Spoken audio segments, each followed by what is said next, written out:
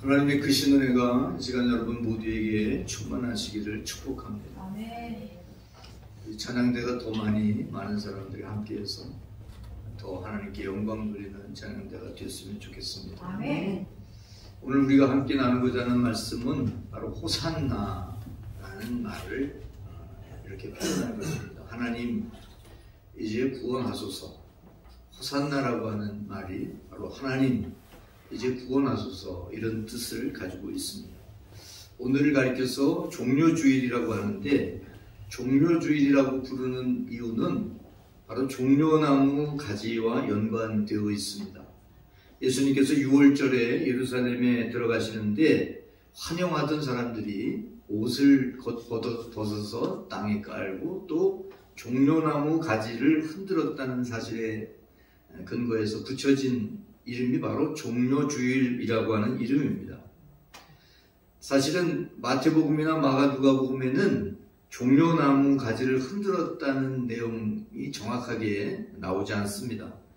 다만 요한복음 12장 12절로 13절 말씀에 보면 분명하게 종려나무 가지를 가지고 맞으러 나가서 외쳤다 이렇게 표현하고 있죠.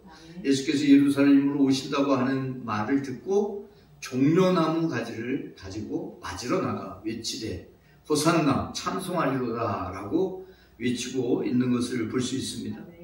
이 종려나무 가지를 흔들었다. 근데 사실 다른 성경에 보면 오늘 우리가 읽은 마태복음에도 8절 말씀 한번 볼까요? 8절 보면 그냥 나뭇가지를 베어 길에 폈다 이렇게 표현을 하고 있어요.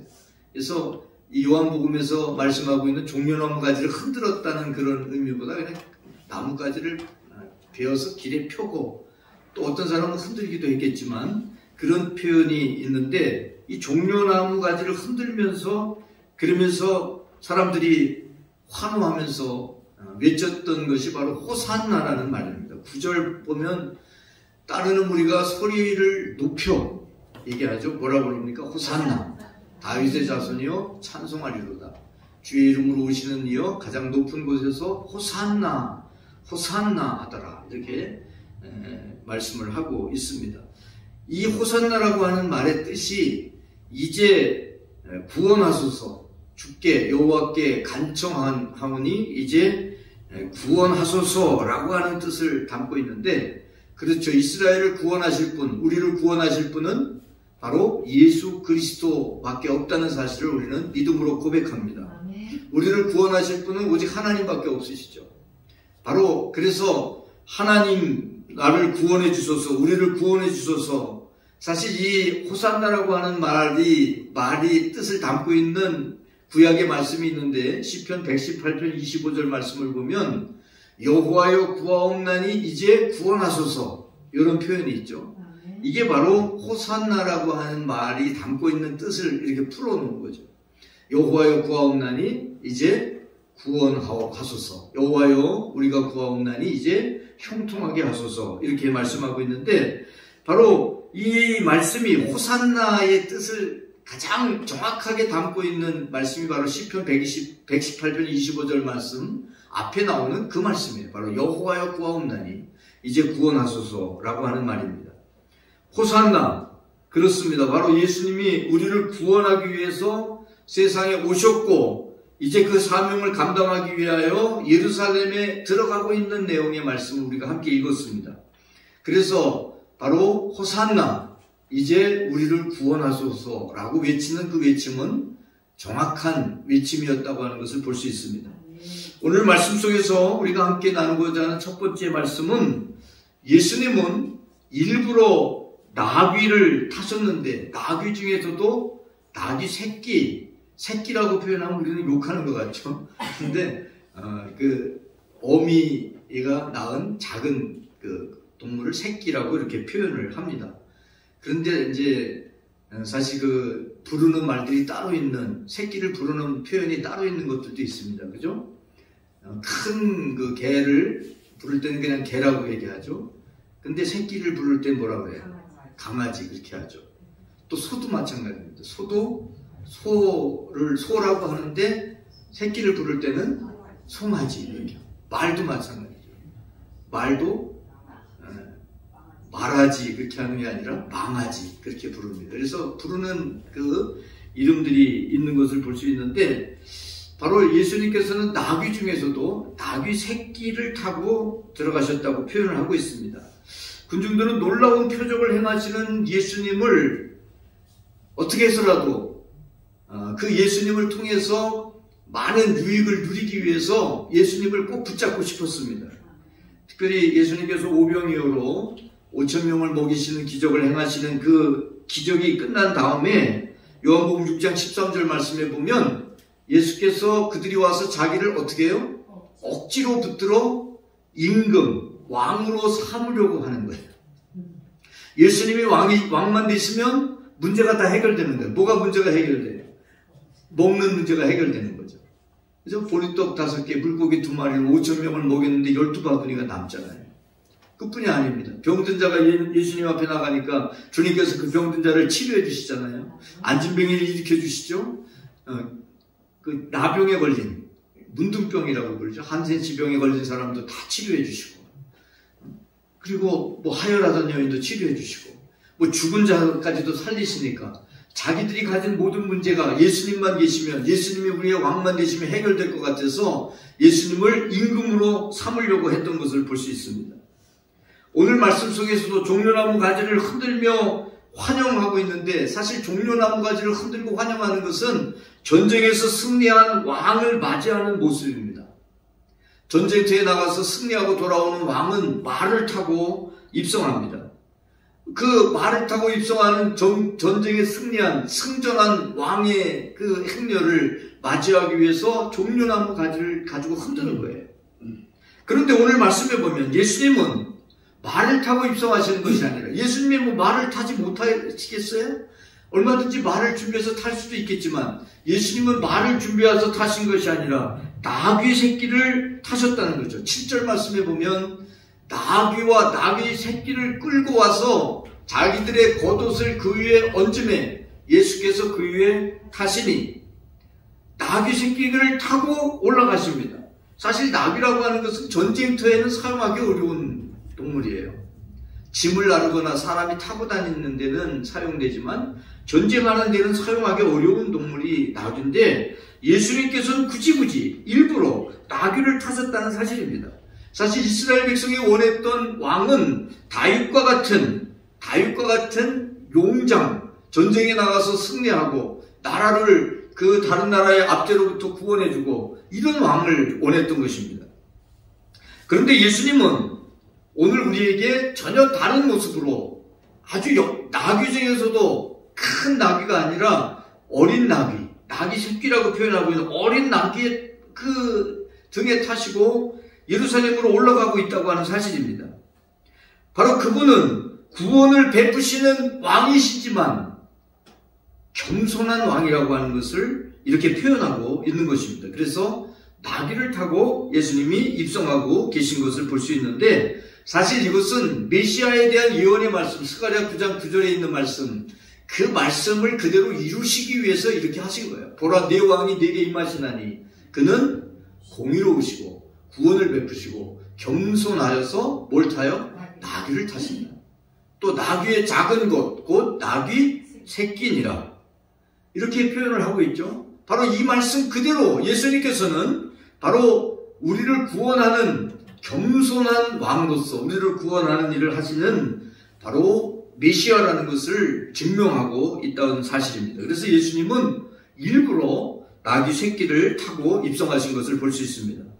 두 번째는 이 예수님의 입성으로 말미암아 예루살렘 성이 들끓게 됐다는 사실입니다. 소동했다 이렇게 표현하고 있는데, 이 소동했다는 것이 바로 들끓게 했다라는 의미입니다.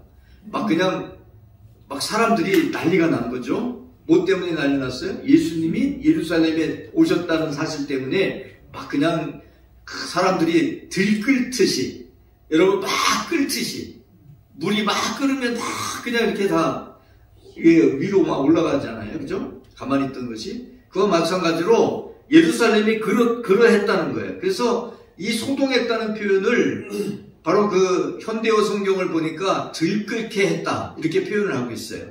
그래서 제가 들끓게 했다 이렇게 말씀을 드리는데, 사실은 예수님이 탄생하실 때도 예루살렘이 소동했죠. 마태복음 2장 3절 말씀해 보니까 헤로드 왕과 온 예루살렘이 듣고 소동했다 그랬죠. 소동했다. 막 그냥 다 들끓듯이, 들끓어 일어나듯이 그랬다는 거죠. 자, 그런데 문제는 바로 이렇게 예수님이 왕으로 나셨다고 하는 그 이야기를 들은 많은 사람들이 환영하고 좋아했지만 좋아하지 않는 사람이 있었죠. 바로 헤롯은, 그때 왕으로 있었던 헤롯은 좋아하지 않습니다. 그래서 이 첫 번째 바로 예수님이 탄생하신 것으로 말미암아 소동했던 이 소동의 결말은 예수님을 죽이려고 하는 헤롯에 의해서 어린아이들이 살해당하는 것으로 이 첫 소동이 결말을 맺게 됩니다. 그런데 오늘 우리가 읽은 말씀에 다시 소동하죠. 10절 말씀에 보면 예수께서 예루살렘에 들어가시니 온 성이 소동하여 이르되 이는 누구냐? 라고 얘기합니다. 여러분, 그리고 바로 이 두 번째 예수님이 예루살렘에 들어가셨을 때 소동한 이 사건의 결말이 어떻게 됐을까요? 바로 예수님을 십자가에 못 박는 것으로 끝나는 것을 볼 수 있습니다. 이스라엘이 미처 깨닫지 못한 것은 이스라엘을 구원하는 왕은 전쟁에 능한 왕이 아니라 겸손과 평화의 왕이라는 사실이었는데, 사실은 예루살렘에 있는 사람들, 또 유대인들, 이스라엘 사람들은 이것을 깨닫지 못하고 왕이라고 외쳤는데, 왕으로서 그러면 정권을 잡고 그리고 나라를 바로 세워야 되는데 그 일을 하지 않는 예수님을 이건 우리가 기대했던 메시아가 아니다 라고 십자가에 못 박는 모습을 볼 수가 있습니다. 세 번째는 예수님은 겸손한 왕이라는 사실을 이들은 알지 못했던 거죠.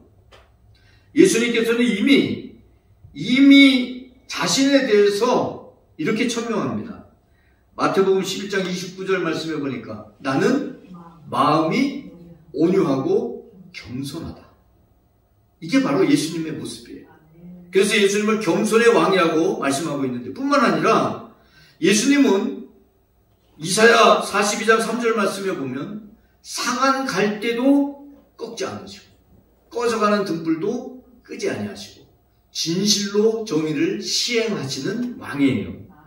사실 여러분, 예전에 전쟁을 일으키는, 한 나라가 다른 나라를 쳐들어가는 전쟁을 일으키는 이유가 뭔지 아세요? 예? 뭘 뺏어요? 예, 나라도 빼앗고. 나라를 왜 뺏으려고 그래요? 그냥 평화롭게 살지. 예?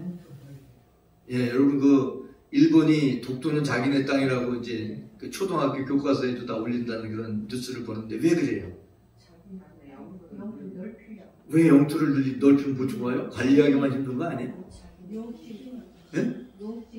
욕심 때문에. 어떤 욕심 때문에? 네, 다 만들어서 뭐 하는데? 그러면 좋아요?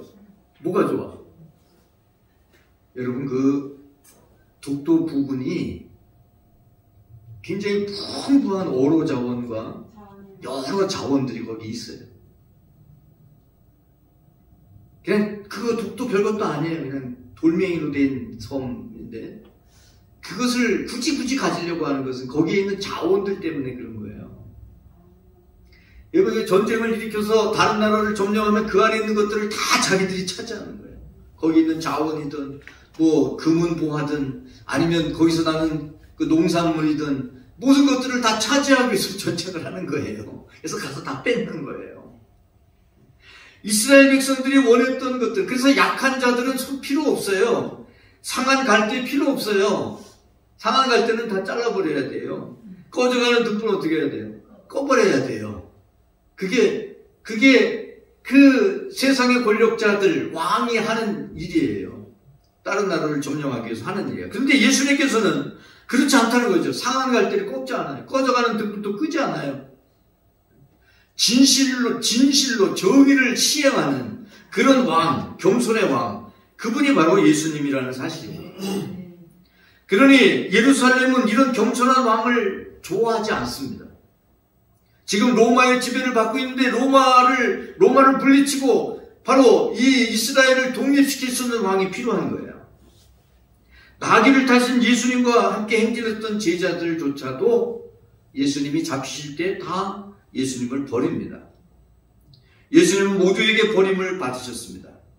마치 백성의 죄를 지고 대속죄일에 광야로 버려지는 아사셀 염소와 같다는 사실입니다. 레위기 16장 10절 말씀에 보면 아사셀을 위하여 제비 뽑은 염소는 산채로 여호와 앞에 두었다가 그것으로 속죄하고 아사셀을 위하여 광야로 보낼지니라. 여기 보면 아사셀이라고 하는 이름이 나오는 염소가 나오는데 완전히 제거한다는 뜻입니다. 완전히 제거한다. 아사셀이라는 것은. 그래서 대속죄일날 이스라엘 백성들이 지은 죄를 완전히 없애버리겠다는 의미로 아사셀 염소로 광야로 이렇게 들여보냅니다.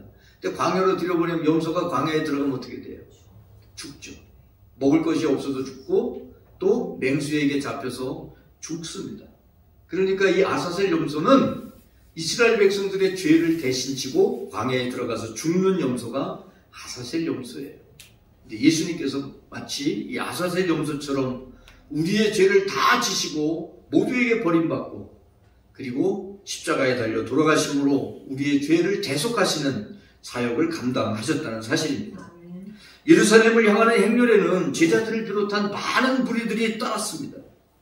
그들은 마치 전쟁에 나가 승전한 왕을 맞이하듯이 손에 종려나무 가지를 들고 흔들며 호산나 외쳤습니다.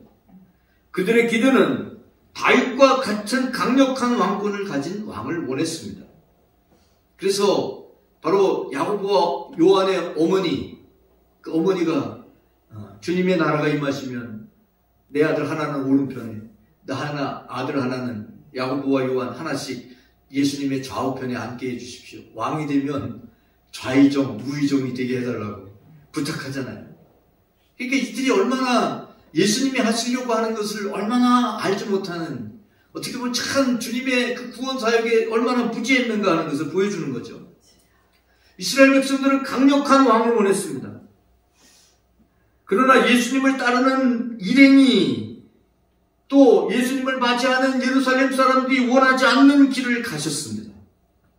바로 시편 118편 25절 말씀 그대로 정말 여호와여 구원하옵소서, 이제 여호와여 구하옵나니 이제 구원하옵소서. 정말 그 이스라엘 사람뿐만 아니라 인류를 구원하기 위한 그 길, 그 구원의 길로 바로 가신 분이 바로 예수님이신 것이죠. 호산나를 이루는 길, 그것은 군중들이 기대하는 길이 아니라는 사실입니다. 하나님의 뜻을 이루는 일은 내가 기대하는 것과 다를 수 있습니다. 바로 그 길은 주님께서 지신 십자가의 길이기 때문입니다. 오늘 우리가 바로 주님이 가신 그 십자가의 길, 구원의 길을 따를 것인가? 아니면 주님이 잡혔을 때 제자들조차 떠나버린 것처럼 그 길을 떠날 것인가? 우리는 결단해야 된다는 사실입니다. 그러나 우리가 주님이 가신 그 길을 따를 때 바로 그 길이 우리를 구원하는 구원의 길이라는 사실을 명심하시기 바랍니다. 아멘. 우리 기도하겠습니다. 하나님 아버지 감사합니다. 오늘도 저희들을 사랑하시사 이렇게 주님 앞에 나오게 하심을 감사드립니다. 호산나, 하나님 이제 구원하소서. 하나님 우리를 구원하기 위하여 정말 십자가에 달려 돌아가신 주님, 하나님 우리가 주님이 가신 그 길을 걸어가므로 구원의 길을 가게 하시고 생명의 길을 가게 하시고 주님을 따르는 삶을 살게 하여 주옵소서. 주님을 정말 십자가까지 바라보며 십자가까지 따라가는 제자들의 삶을 살게 하여 주시옵소서. 우리를 위하여 기꺼이 십자가의 그 길을 걸어가신 우리 구주 예수 그리스도의 이름으로 간절히 기도 올립니다. 아멘.